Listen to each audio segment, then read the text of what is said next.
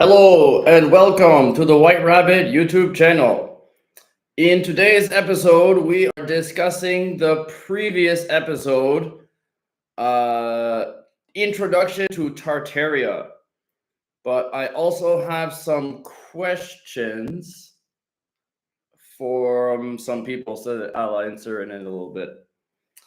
Well, I guess I'll do it now. So some people wanted to know about upcoming projects, and the last live I mentioned that I was maybe going to do the Bet's Sphere episode, and it has been done. Well, it's like the filming is all done, but the video is obviously not ready because it takes time. But the free energy and suppressed technology episode is completely done and ready to be in line with the others. I'm very excited to say that the Bosnia episode that I filmed in October in Bosnia is going to be ready to post, will be on Sunday in 7 days from today. Dorothy Edie is almost done on my side, and that's it. And some people wanted to know what are my ideas for upcoming projects, and I haven't quite decided. I just want to finish the Bet Sphere and the Dorothy Edie story. I'm thinking maybe I'll do harp because it's on my list and I haven't covered harp yet. Ley lines, which I did cover in the Tartaria episode, but it definitely needs an entire episode on its own.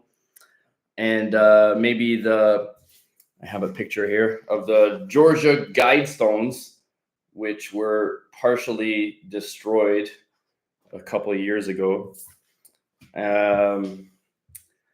Somebody asked me about the images I have in the Tartaria episode about Beijing being controlled by the Tartars, and they said that I had two images up on the screen, but myself was blocking one of them. So I have a few pictures here that have like close-ups.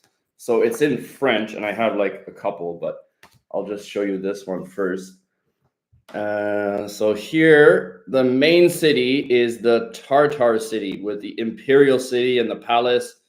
You can see it's here. And the Chinese city is fenced off from the Tartar city. And obviously this imperial city is the main place.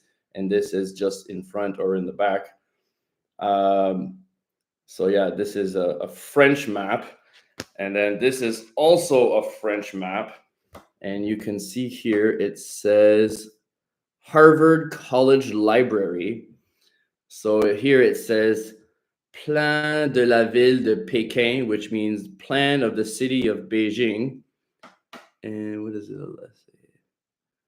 The Empire of China and the latitude. And you can see here again, the Tartar city is here and the Chinese city is here. It says Ville Chinoise, which means Chinese city. And here is Ville Tartare, which means Tartar city. And of course, if you've ever been there, this is the most important part. I have been there, but maybe I'll make an episode about that in the future. And then here, well, this one's not so exciting, but it's like a map for sale from 1921 that also shows the Tartar city, but you have to like look really close there. Tartar city and Chinese city. But I like this one the best because it shows the same thing, but it's kind of like 3D, and you can like, you don't have to imagine it, it's just there. So anyway, someone asked me what caused the mud floods, which I'll get to a little bit later. And where did the Tartarians come from, which I did mention in the episode, but I can go into more detail. And someone also asked me, because in the Tartaria episode, there was like a screenshot of like the Bosnia pyramid, which is like, the link is down below, but the link is not down below because that's the next episode. Because anyway, they weren't in order, and the Mu episode, of course, is not finished yet. I actually started the Mu episode before launching the channel in November, and the filming took forever, and it was finally finished. And that was like back in the time when I was like memorizing every single thing, whereas now I'm trying to just have the key points and tell the main story. So anyway, so it's an hour and a half long, and then only about 15 minutes of it is ready. So I've got a lot of work to do on that one, but I basically just work on that one in between other projects when I'm not filming and not doing images for other episodes, which I can finish quickly. All right. So what caused the mud floods? That's a pretty controversial question, but I've heard that it was due to nuclear attacks, and but the nuclear weapons from from a long, long time ago are not the same nuclear weapons that we have now. It's the same idea, but basically theirs would liquefy anything. So if it was a building or streets or whatever metal, it would just liquefy and become like a tidal wave of mud that like went across the empire and or the world. And yeah, that's why Siberia is completely devastated. But let's get back to that in a minute and go to the other question, which was, where did the Tartarians come from? So this has two main ideas. One of them I didn't mention at all because it's really out there, but I'm looking forward to sharing that with you, I guess, right now. So uh, the Nordic aliens are an alien. They're not aliens. They're humans from the future that traveled to the past. Basically, something is happening in their timeline, and whereas most people can ascend to higher planes of existence through spirituality and nirvana, all that, but for some reason the Nordic blondes cannot ascend, and their timeline is in peril, and the only way they can escape is to travel to the past. And some say that they are living among us now in places that we can't see and reach, such as uh, this side, Antarctica under the ice, but probably more like the outer continents beyond the ice wall, which is also another topic I need to cover, but that's a really big topic. So I'm going to save that for a little later. So the Nordic blonde alien humans, they need to escape their timeline and they travel to the past. The thing is, if at any time all the humans on Earth are wiped out, that means they will not exist in the future either. So whenever there's a impending catastrophe, for example, the Noah's flood that like destroyed the world, someone comes in and says, "Hey, this is going to happen, build a boat." And then they do that to a few different civilizations to make sure that some of them survive. And then, I don't know, months after everything has settled down, and they come back and they make sure that those survivors continue to survive and thrive so that they can exist in the future. Um, it's basically like anti-gravity technology that allows them to time travel, which I talk more about in the free energy and suppressed technology episode that I just finished. But I'll be posting that in June sometime. And so they go back in time and they warn people of the disasters, but they can also go back in time and stay in that time. For example, Atlantis. So they go back in time.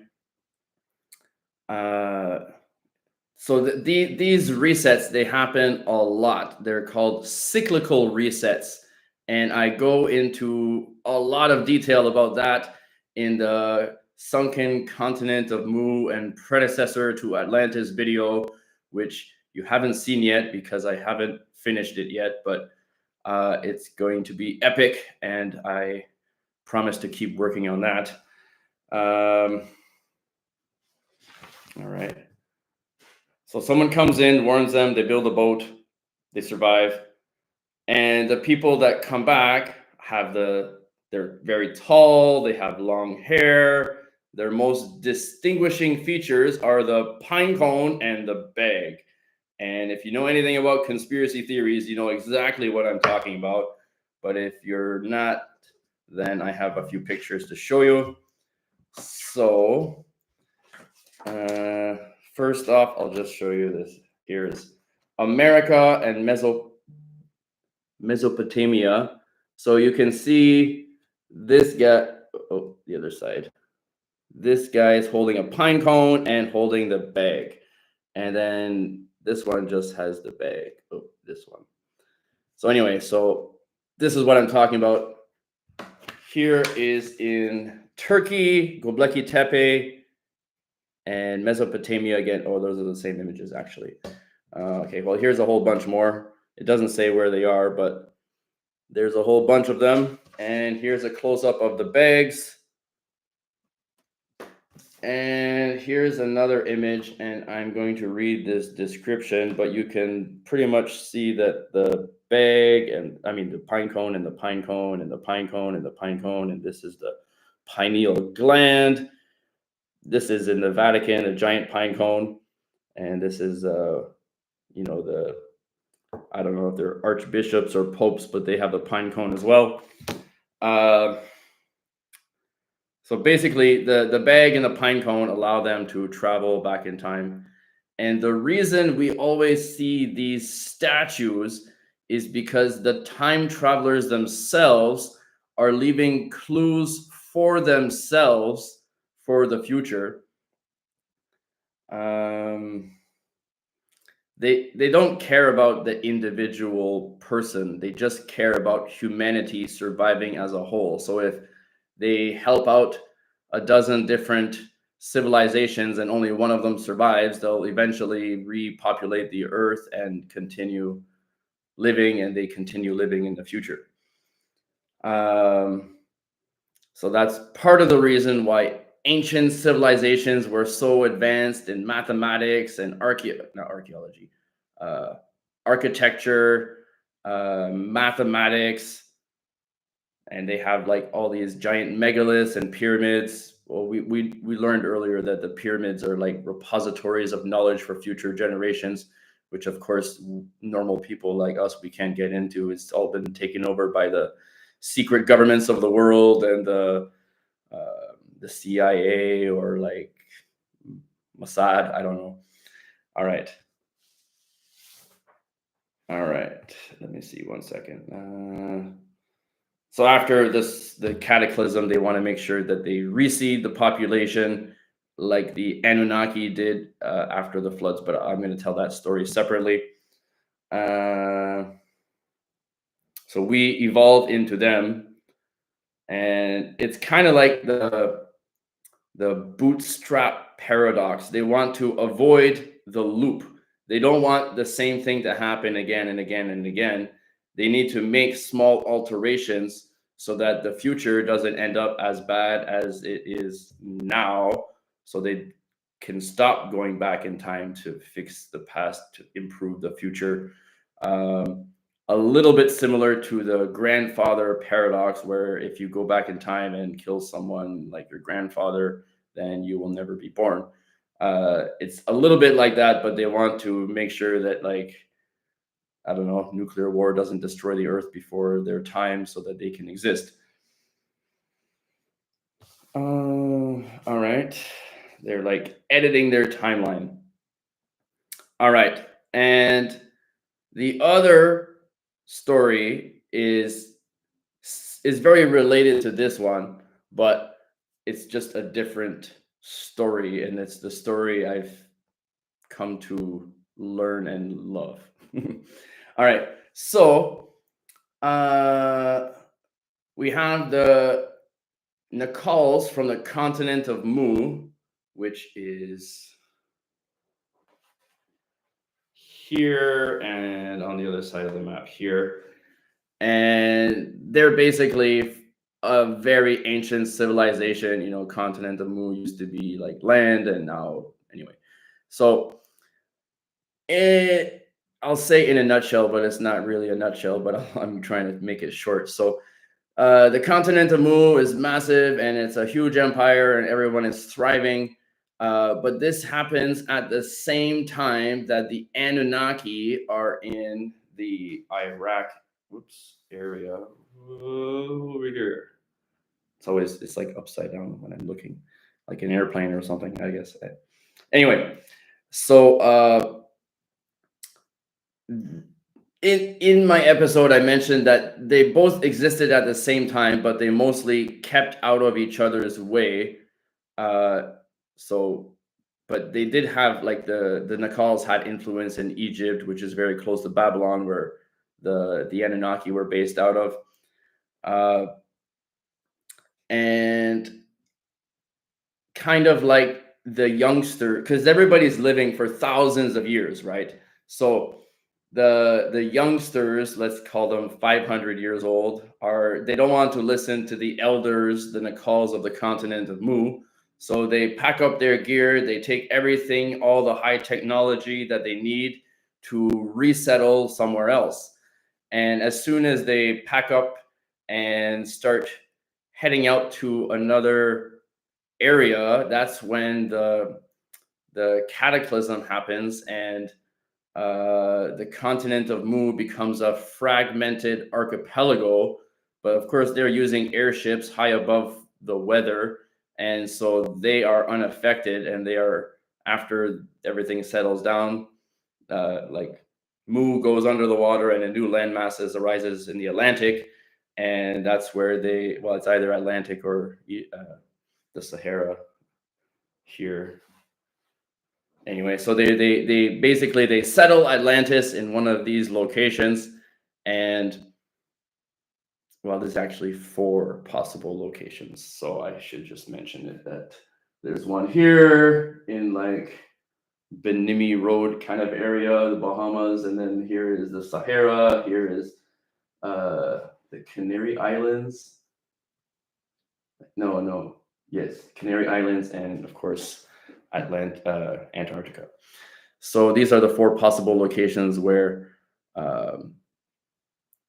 Atlantis could have been. But there's another theory that just the continent of Mu shifted down and became Antarctica. But that's a whole different story, so I'm not going to go there. So basically, now the continent of Mu is fragmented, and the continent of Atlantis is, like, newly begun. And the Anunnaki are still in, like, the Babylon area. They're busy mining for gold, and they have lots of slaves doing all that work for them. But they don't like the idea of other high beings inhabiting the world at the same time as them. They want to be the absolute ruler controls, but they're kind of like the bad guys. And then the Mu is kind of like the good guys. And the Atlantis are kind of like the naive generation that thinks they're better than everybody else, and they can do better than everybody else on their own. And then the Atlanteans are coerced either by the Anunnaki or the Martians. Yes, you heard me right. The Martians from Mars come down, and they take part of Atlantis, the landmass, and then they have the ear of the Atlanteans, who convince them to start a war with the continent of Mu, the archipelago, the leftover archipelago, and basically it's mutual self-destruction. And then the Martians and or the Anunnaki are left over, and they are now in peace and the rulers of the world, kind of. Because then they also have to leave before the end of the world. The call it Noah's flood, but it could be any other cataclysmic event. And let me just Oh yeah, and then so when the continent of Mu became an archipelago, like everybody scattered to the pre-existing settlements, which I had a map with all like the yellow dots where their pre-existing settlements were. But when the cataclysm happened again, some of those places survived, some of them not so much, and they basically had to escape and restart again. So the most of the Atlanteans ended up in northern uh, Russia, Siberia area. That's why it's called Tartaria. And just like the Atlanteans that had all the pre existing knowledge, technology, and power from Atlantis, now they still had the pre existing settlement there. So they had some of the basic knowledge and tools and everything for common life, but that was like kind of like a small settlement, and now it's an exodus of all the leftover Nicals all over the world searching for a place to stay, and a lot of them went to Tartaria because it was one of the only places to survive. I mean, that survived, and then they thrived for a long, long time because they live for thousands of years and they have free energy and they don't need to eat food and etc. Uh, But then there was the mud floods, and the mud floods, I can't tell you right now who initiated that, but it might have been the Anunnaki, but they were gone a long time ago. So anyway, someone wanted them out of the picture and liquefied everything, and the ones that survived became refugees of the world, and the ones that ended up in eastern United States here. Yeah, and then they went to and then the industrialists of America, they don't want free energy, they want money. So these Tartarians end up in insane asylums, and they get brainwashed or lobotomy, which is basically death, and the world is reset again. Phew. And that is that. All right. Uh, let's see. Free Energy, Bosnia, Dorothy Eady, Beth Sphere, Harp Ley Lines, Tartar City. Oh, I think I've done it all. Oh. Well, I still have this one here. So let me just show you the picture again here. So we have all these pine cones. Okay. There are many instances of pine cone symbology throughout history. Persian winged gods are seen in depictions holding a pine cone in one hand. The Egyptian staff of Osiris shows two intertwining serpents rising to meet a pine cone. There is a massive pine cone at the Vatican City called Fontana della Pigna, and the sacred staff carried by the Pope contains pine cone symbology. Spiritually, the pine cone represents our third eye, the pineal gland. This is what allows us to see beyond space and time. The pine cone also symbolizes enlightenment, fertility, and eternal life. Eternal life. This symbol wants us to remember that there is more to existence than we can perceive in the physical. So it says chat disconnected. Please wait while we try to reconnect. And then it says unable to connect chat. Please try again. I don't even know how to try again. I'm sorry. This is an ongoing problem, but yeah, maybe I just need to buy a new computer. That would be the easiest way, I guess. My computer doesn't even have sound, so I'm using my wife's computer. But anyway, Bosnia in 7 days. It's amazing. On location, I go inside the pyramid. I explain everything. At one point, I have like the archaeologist helpers in the background. They're excavating, and I'm speaking in front of them. It's very, very good, and I'm really looking forward to share that, as it's a long time coming. And I guess that's all for today. So thank you very much for tuning in. and learning about the global resets and Tartaria, Beijing Tartars, and a whole bunch of other stuff. So, as always, uncovering the truth, one conspiracy at a time. See you next week on the White Rabbit YouTube channel.